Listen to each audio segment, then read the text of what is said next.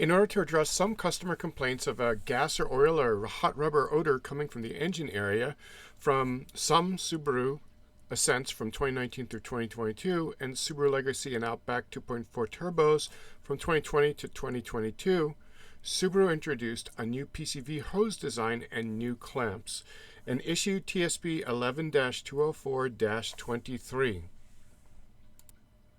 This video shows how I changed the PCV hose on my Subaru Ascent and the PCV valve since I was in there.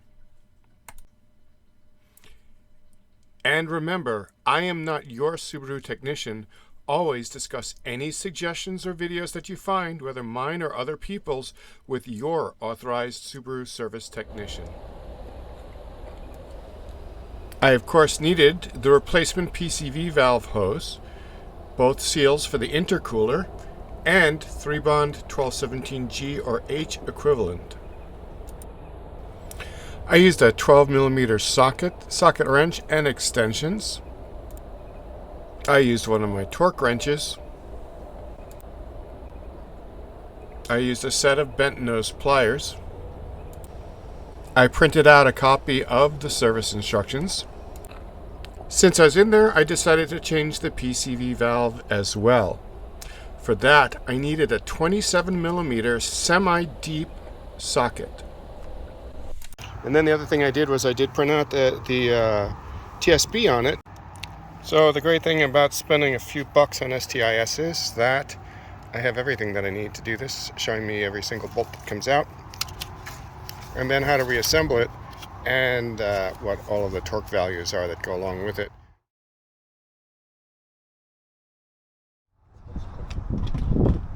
So the very first step was for me to remove the spring clip that locks this in over here. This clip slides, and this is going to disconnect. This clip spins off really easily. What I'm going to do is grab this end, pull it out, and spin it around. Once you make sure that all 4 ends are unclipped, the bottom end has to spin too. So as the whole thing spins and this is back flush against there, then you are ready to pull this out. It's that easy. One really important thing is to make sure I take this off, and that this here holds the rubber piece so it doesn't balloon, and this rubber piece is so that the engine can move in relationship to everything else.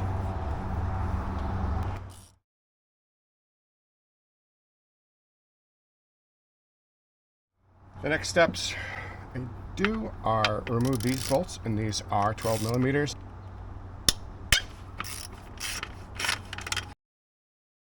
And I'm going to of course take care not to bend any of the fins on my intercooler, because these fins are very delicate.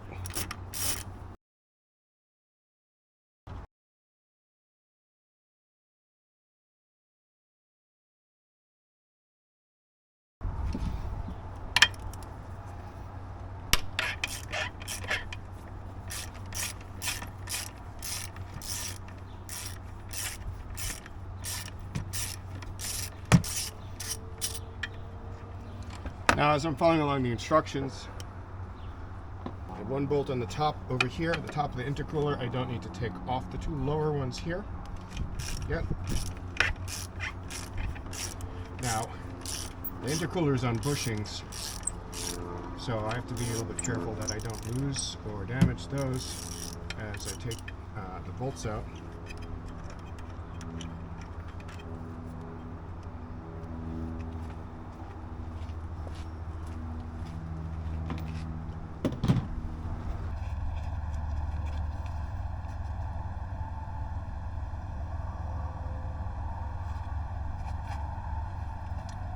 Once that's done, so I have a bit of working room, the next thing I'm going to do is loosen both of these, but not take any one of them out yet.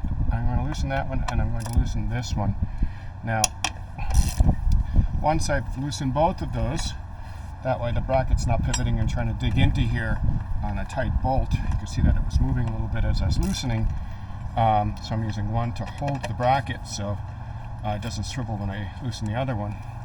So now that both bolts are cracked, I'm going to Oops, take these out.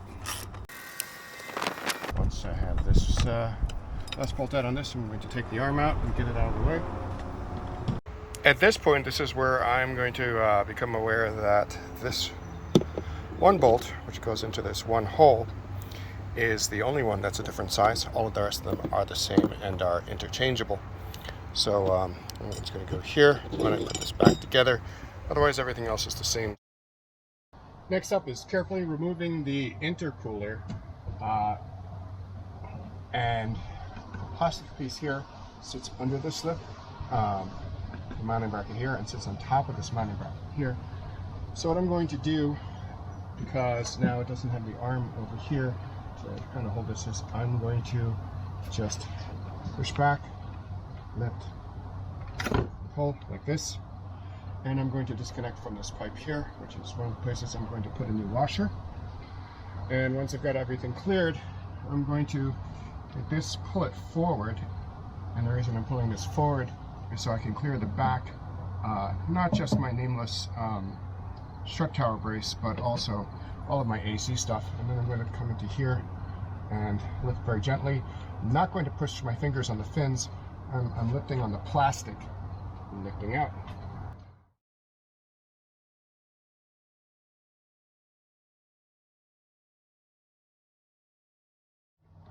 This is why I don't need a special tool. I'm just going to squeeze that and then slide it back, and then I'll wiggle the hose off of here. It's been on here for ages, so who knows what that's going to take to do. And then I'm going to reach down here, squeeze these, and watch out for all the wires down there, and work its way up. The clamp is up the hose as well. Once that's done, I can work the hose free off the PCV valve.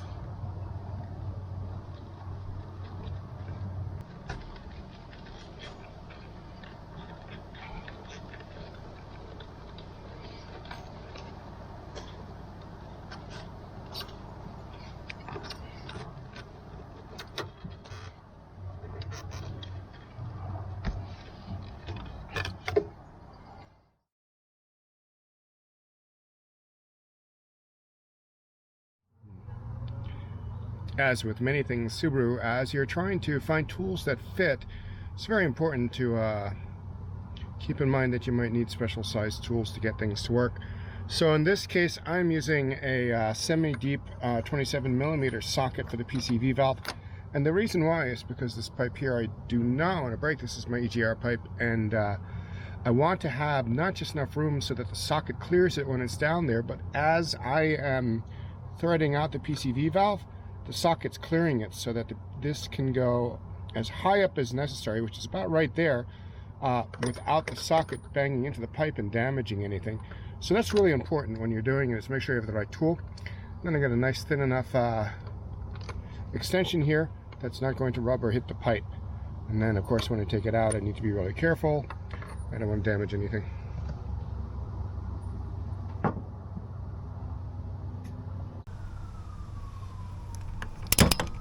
Alright, once I've gotten this broken free, I'm going to take it out.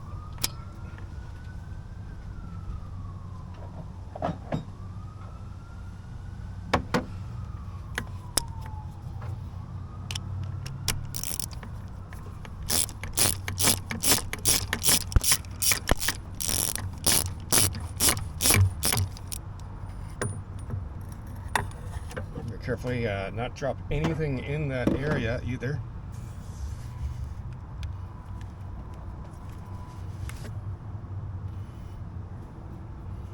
And here we go. Up at the top on the threading here goes 3-bond. I'm going to make sure that there's nothing left down there and not get anything in that hole as well.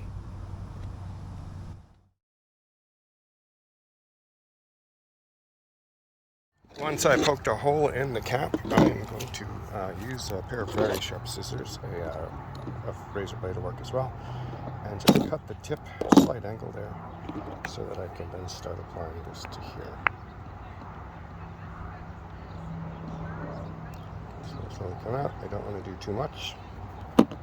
Once I'm satisfied that the entire area that actually goes into the engine is coated on the threads and not on the underside, because I don't want it going into the engine, I'm going to thread this in by hand first, and the reason I'm doing it by hand is because I definitely want to make sure I do not cross thread this, because that will be catastrophic problems for me.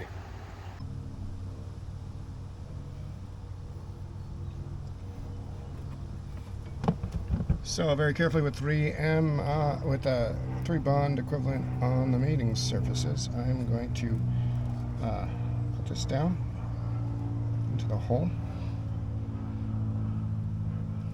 and hand thread it.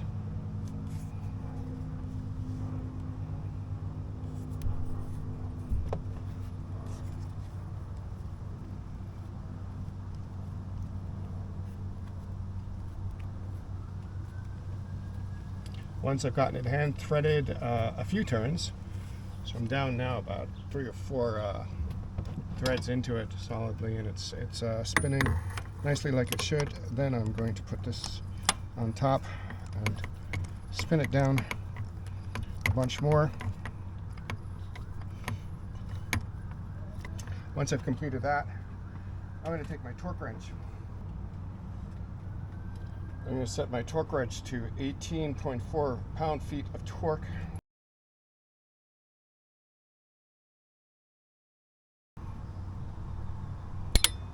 It's my 18.4 pound-feet of torque.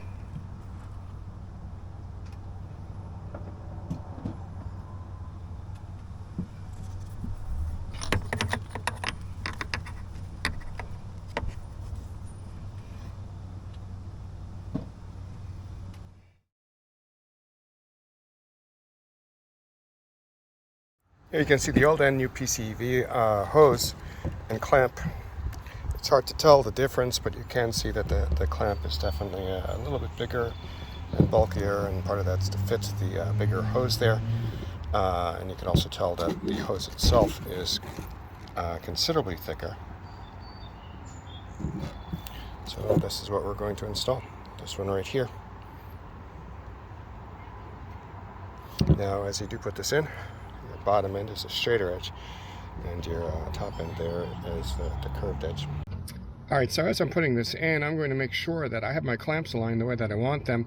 If this clamp is turned left or right too much, it's going to make it difficult for me to get my bent nose pliers down on there. So I'm going to have it so it's facing towards the engine, and then I'm going to pay attention to the alignment of these bends. The sharp bend goes towards the top, the slight bend goes towards the bottom.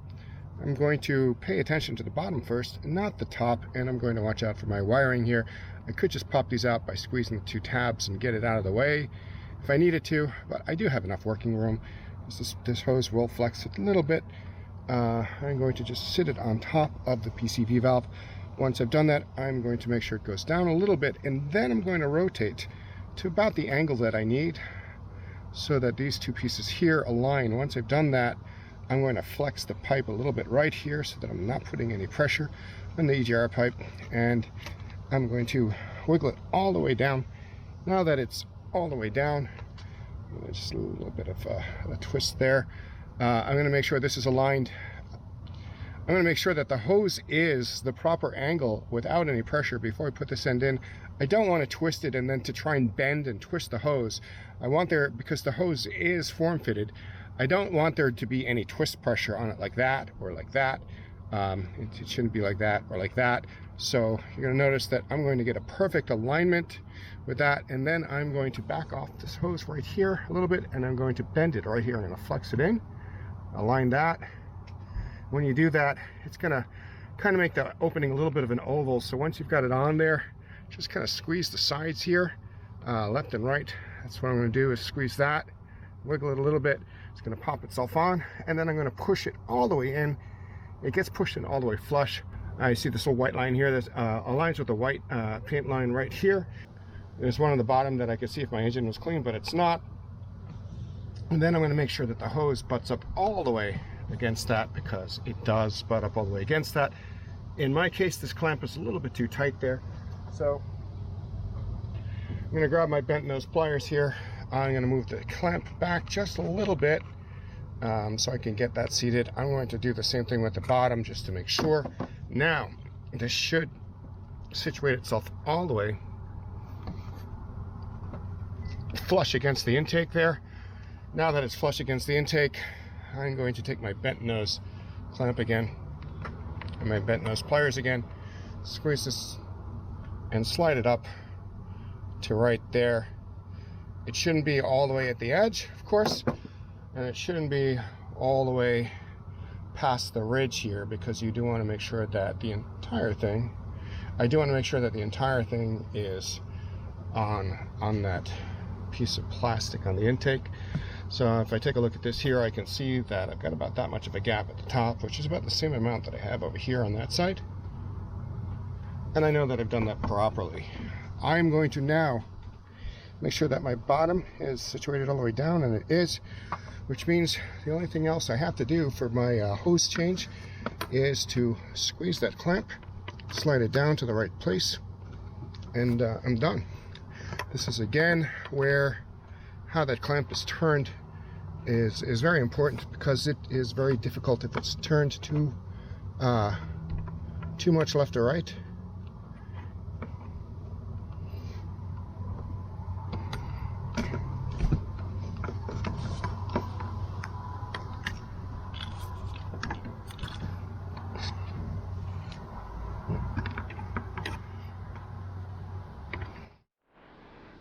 Once I've got the pliers on it right, I bring it down, make sure I'm the proper distance from the bottom, and I've got equal pressure on both sides, and I'm good to go. So bottom and the top are properly clamped, the new hose is in place and is tight. Now it's time to put everything back together. There's not much to do when it comes to that. It's as easy as taking it all apart.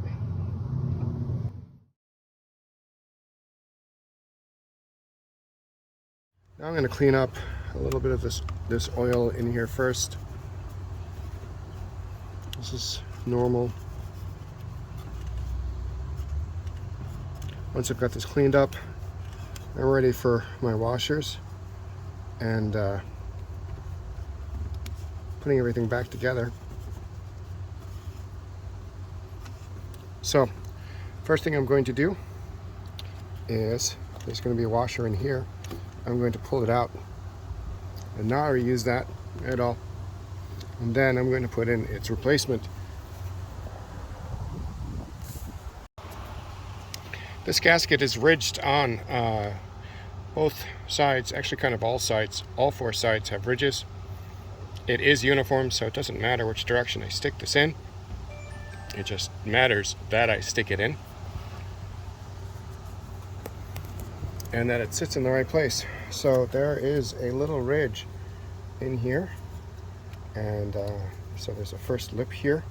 That's where the locking clip goes into, and it goes all the way around. And then behind that, right here, is another ridge, and that's where the gasket itself sits. So I'm actually really good at doing things by feel, which is good because I've got the camera in the way to record this.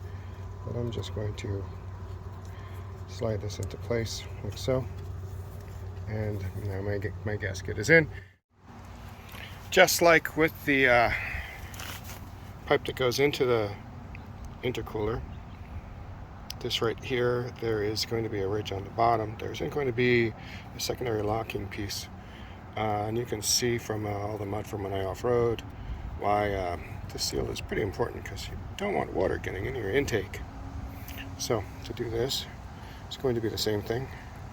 It's going to go into that little lip. I'm going to pull this end in here, like so. I'm going to make sure that it does not turn in the process, because that wouldn't be good. Like this little edge right there. And make sure that it's evenly around on all edges. And now this is ready to be reinstalled.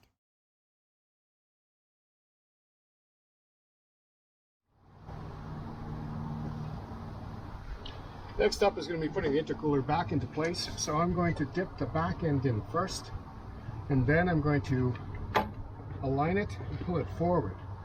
So this piece is going to go in relatively easily, and then this end here has to go in. And make sure that all my clips are in the right place and out of the way. Like this, the spin clip here, I need to make sure definitely is not locked, otherwise this won't lock into place. Going to kind of wiggle push this back in.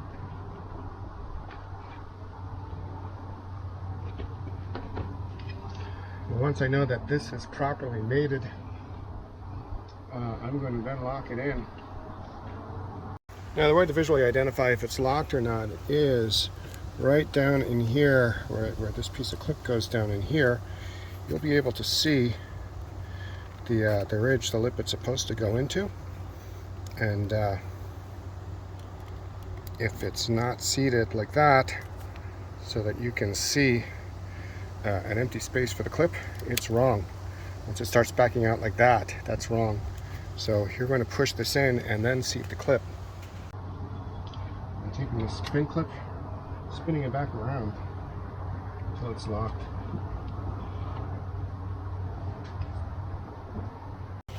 This end is going to lock down here, and all of these are going to be down into that gap, and if they're not, then what I would do is wiggle this until they are. And once they are, then this won't be able to come out. You can see that it's pulling a little bit on that piece because it's locked in. It's time to stick some bolts back in. So the first ones I'm going to stick in are these right over here, just to make sure that I hold this and nothing moves.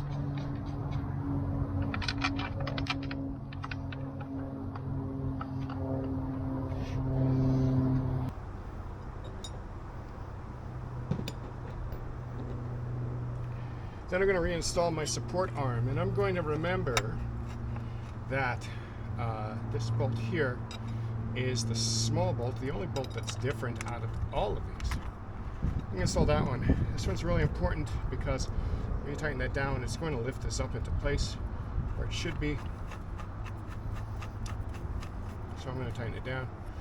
Now before I tighten it all the way, because I do want to have a little bit of play on this, and the reason why I want to have a little bit of play on that is so that I know that I could drop this one through the bushing mount that holds the intercooler to the bracket. So I'm going to slide the bracket a little bit until I get it aligned. Once I know that this is properly aligned, I'm going to screw it down, and I'm going to then screw this one down here too.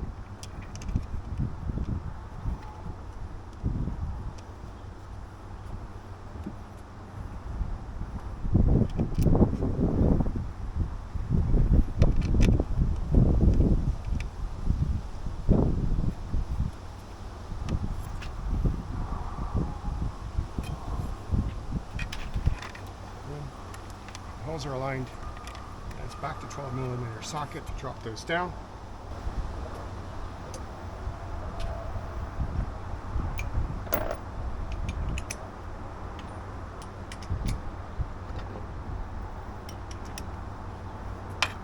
Now I'm not tightening these up all the way right now. I'm just bringing them down a bit so they're not loose.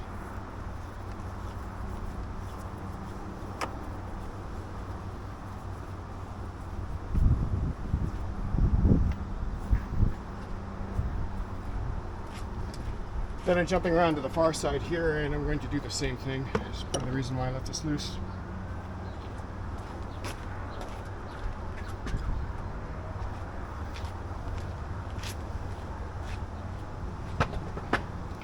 Then I'm going to jump around to the far side here, and this is part of the reason why I left everything loose. I'm going to align this. Now, the cool thing is, these do have a little lip to them that's unthreaded, which makes it easy to kind of a little bit more of an alignment on it. But what I want to do is make sure that I'm not cross-threading it at the same time. So I'm going to pull it out like that. And boom. I'm going to hand thread it down. And once I know that I have a whole bunch of threads on it, so I don't like stripping things, any of my nuts in this, then I'm going to tighten this down. Do the same with the rest.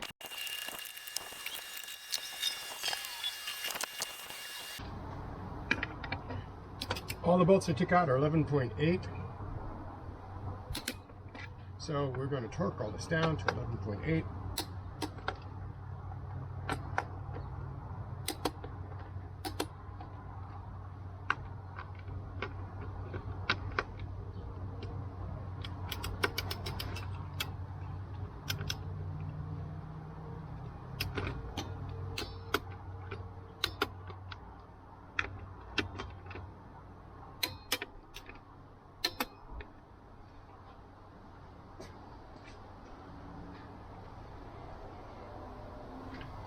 If you took out the bolt that holds the vacuum pipe assembly, the torque is 13.3 pound-feet. All of the other ones are 11.8 pound-feet. Other than that, everything else is 11.8.